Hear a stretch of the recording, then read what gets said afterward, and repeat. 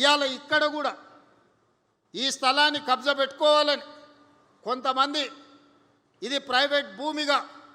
దీన్ని చిత్రీకరించి అధికారులను కొందరిని అనుకూలంగా మార్చుకొని కొన్ని కోర్టుల్లో తీర్పులు తెచ్చుకొని ఈ ప్రాంతాన్ని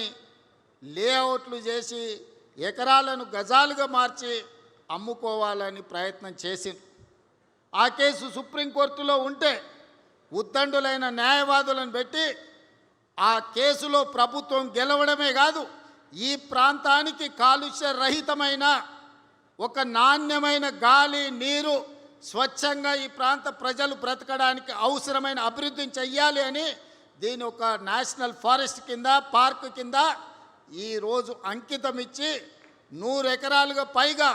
మొత్తం 424 ఎకరాలు జూబ్లీహిల్స్ ప్రజలకి కాసు బ్రహ్మానందరెడ్డి పార్క్ ఉంటే ఎల్బీ నగర్ ప్రాంతంలో బిఎన్ రెడ్డి నగర్ ప్రాంతంలో 424 ఎకరాల అంతర్జాతీయ ప్రమాణాలతోని ఇక్కడ పార్కు నిర్మించాలి. అవసరమైన నిధులు అభివృద్ధి ప్రణాళికలు చేయడానికి నేను అధికారులకు ఆదేశాలు ఇచ్చిన.